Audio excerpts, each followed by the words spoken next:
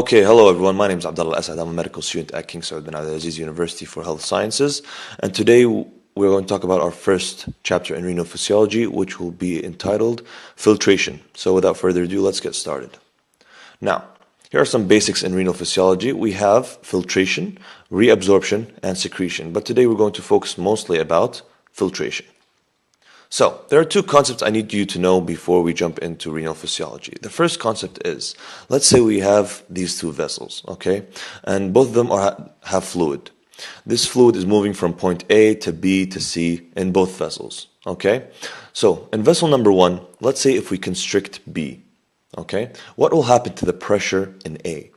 Well, basically, it will increase, okay? And the pressure in C will decrease, okay?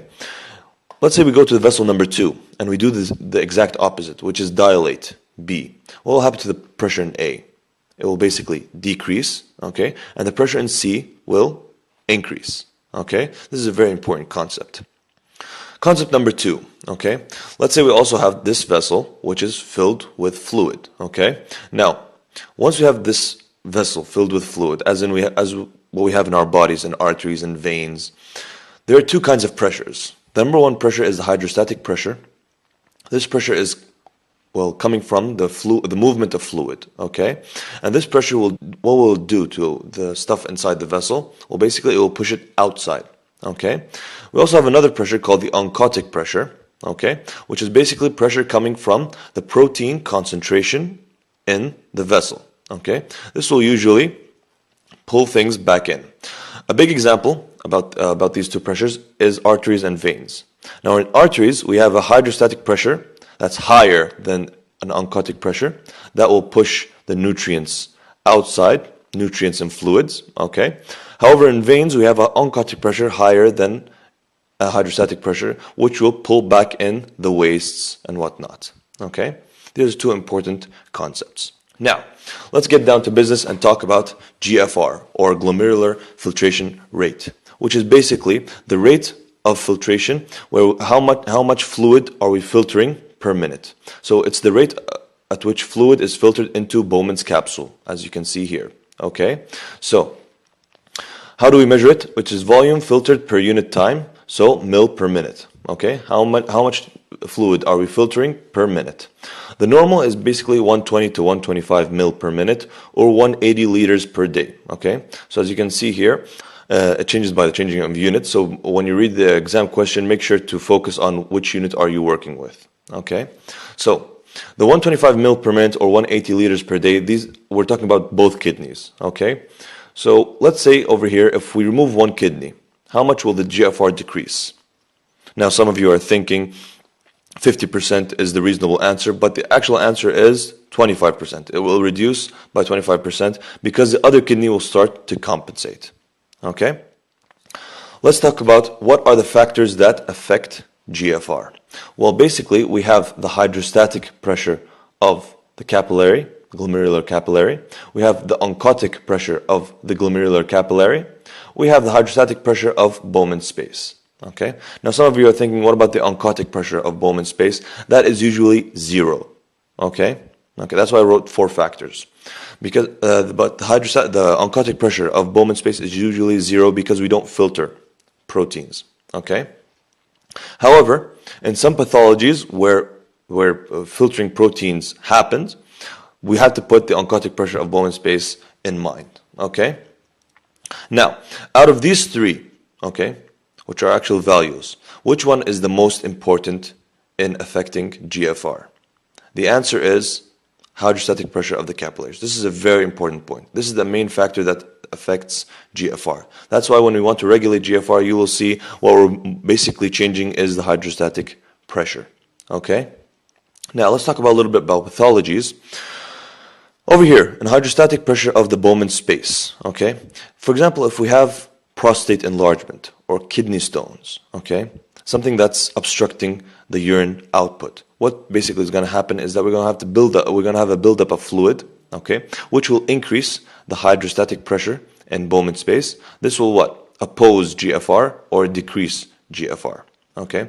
What about the oncotic pressure of the capillaries? Well, basically, when you have patients who are suffering from burns, okay, well, what's gonna happen to them? Well, they're gonna lose a large quantity of the protein-rich plasma-derived fluid. Okay, so they're gonna lose a lot of the proteins, which will decrease the oncotic pressure, which will increase GFR. Okay.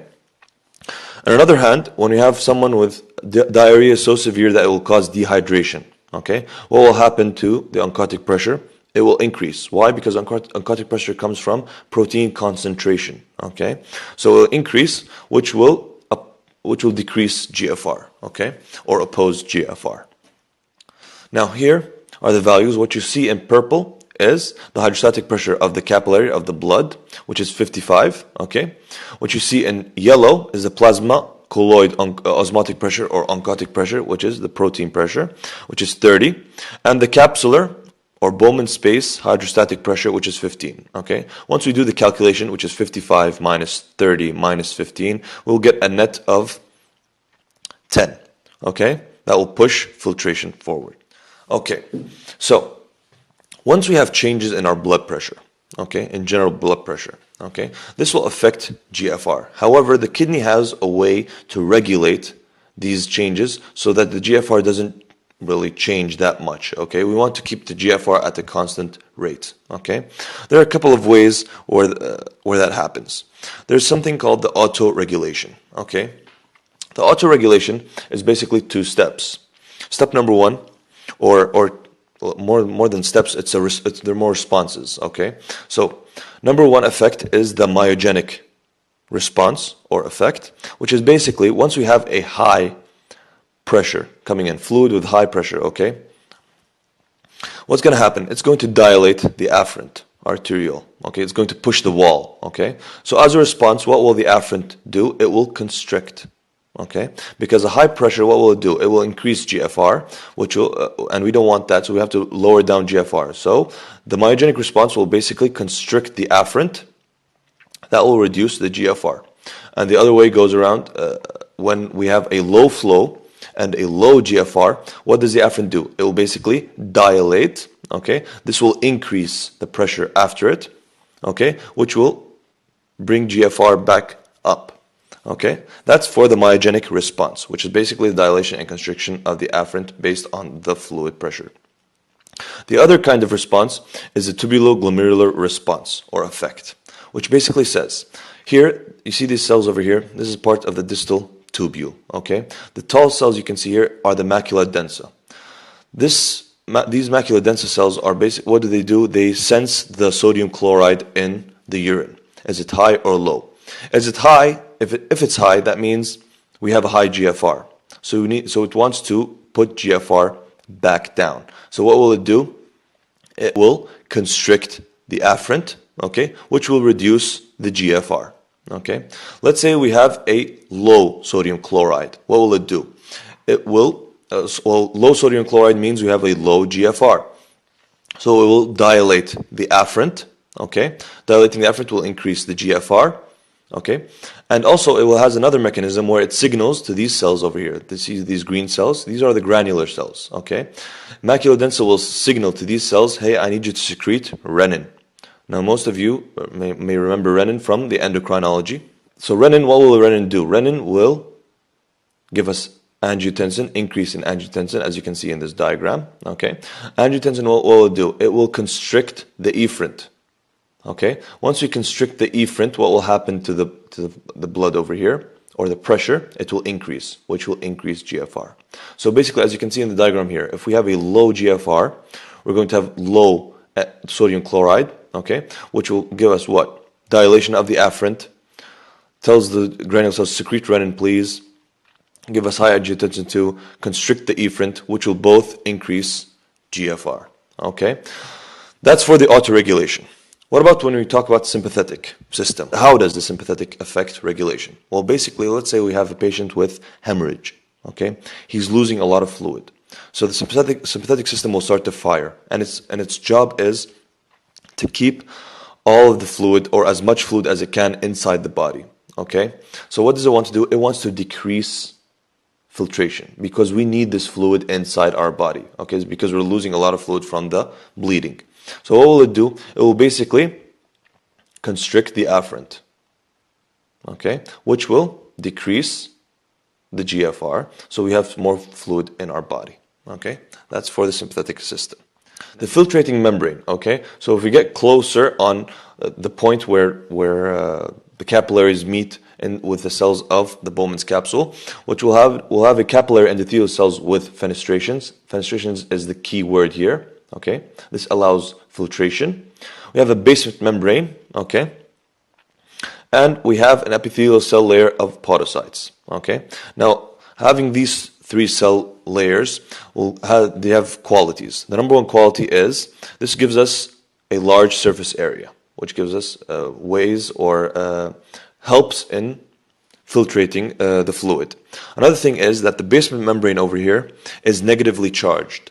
What does that mean, or why is that important? Well, being negatively charged means that proteins are not filtered that easily. Okay, proteins have a hard time getting filtered, so they don't get. So usually proteins are not filtered because the basement membrane is negatively charged. Okay, so here is just a diagram. So you see here the endothelial cells. Between them, there's fenestrations, which will allow filtration. Okay, basement membrane and the podocytes, which has like leg extensions. Okay, one of its qualities.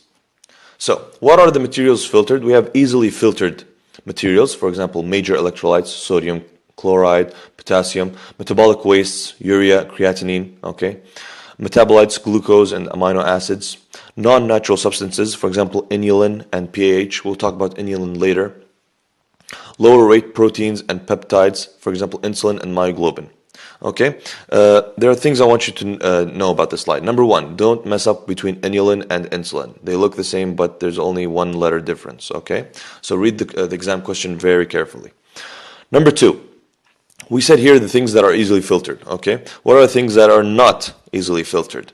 Well, basically, we said proteins before. We mentioned that a lot. For example, like albumin. Okay, not filtered, and also lipid-soluble substances. For example, hormones. There's a lot of hormones, for example, cortisol, that are protein bound, okay, in the body, okay, because they are lipid soluble, so they're protein bound. That's why when we want to test cortisol in the urine, what's the name of the test? 24-hour free urine cortisol test. So it's the hormone has to be free, not protein bound, so it can get filtered, okay. Now, filtration fraction. What does this mean? Well, basically, filtration fraction is a fraction of the material entering the kidney that is filtered. In other words, the amount of fluid, let's say we have amount of fluid moving into the capillaries, okay? How much of that fluid is going to get filtered? Okay, well, you'll get to know it when you see the diagram over here, or the equation. The filtration fraction basically is GFR over the renal plasma flow, okay? So in the capillaries, we have how much plasma moving? Basically 600 mils per minute. So 600 mils per minute are moving into the capillaries, okay? How much of this 600 is going to get filtered? 120, which is the GFR, okay, mils per minute. So the filtration fraction is basically the percentage of fluid that's going to get filtered, which is 20%. So from all the fluid or the plasma fluid that's coming into the capillaries, okay, into the glomerular capillaries, we're going to filter about 20%, okay? So here are some things that can, for example, afferent constriction and efferent constriction can affect the filtration fraction. Let's see how. Well, basically, to make things easier, the renal plasma flow, if there's any kind of constriction, afferent or efferent, doesn't matter the change, it will decrease the renal plasma flow. Put that in mind, okay? So if we have afferent constriction, we're going to decrease the GFR, and we're going to decrease the renal plasma flow because there's constriction no matter where, okay? What about the filtration fraction? It's going to be non-consistent. Why? Because they're both going to decrease. So based on, the filtration fraction will change based on who will decrease more than the other, okay? What about the efferent constriction? The efferent constriction, the GFR will increase, okay, as we know. The renal plasma flow will decrease because we have constriction. No matter where, there's going to be decrease in renal plasma flow. Okay, and the filtration fraction will increase because we increased the GFR and we decreased the renal plasma flow, which will increase the filtration fraction. Okay, next slide. Now, clearance. Clearance is a very important term that we need to know. Okay, And what's the importance of clearance? Because it is the term that helps us know if the GFR is good or bad, if we have increase or decrease. So if we have, for example, disease that, and when we check for later workup after treating the patient, if the GFR is increasing, we know that the treatment is working. If the GFR is decreasing, we know that the disease is getting worse, okay? So we check for GFR status based on clearance. What is clearance? Let's say we have this amount of fluid, which is 1 liter, okay? Having 8 particles or 8 particles of substance A and 2 particles of substance B, okay? Let's say we clear or we filter all of the 8 particles of substance A.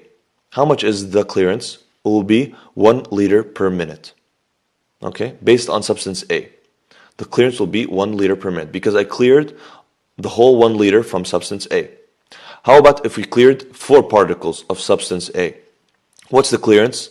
Half a liter per minute, okay? Because we just cleared the half of the particles, okay? What about if we clear 2 particles? It will be quarter of a liter per minute, the clearance, okay? Let's talk about substance B. What about if we clear 2 of substance B? How much is the clearance? 1 liter per minute, okay? Because you cleared the entire thing, okay? How about if we cleared 1 particle, only 1? The clearance will be half liter per minute, okay? So, clearance, here is the equation, which is the percentage of substance in urine times the volume of urine over the percentage of, or concentration, sorry, of the substance in plasma, okay? The unit is mil per minute or liter per day, okay? We use clearance to check for the GFR function as we mentioned earlier. The gold standard is inulin. Remember inulin? Yeah. So that's the gold standard. However, it's too expensive and too, it's non-convenient, okay? Because we have to infuse inulin. We have to give it IV to a patient, okay? So instead of that, what do we do? We changed it, or in clinical conditions, we use creatinine. Why? Because creatinine is a normal or a waste product that comes from our body itself, so we don't have to infuse anything, okay? It usually comes out with the urine, okay? And the creatinine is a waste product coming from smooth muscles, or muscles generally. So it's already in our body, so we don't have to infuse anything. So it's cheaper and more convenient, okay? That's why creatinine is very important term you see a lot on urine reports, okay? Because it defies, or it helps us know the status of clearance. Okay, that will be the end of our first chapter in renal physiology. Thank you very much for watching, and goodbye.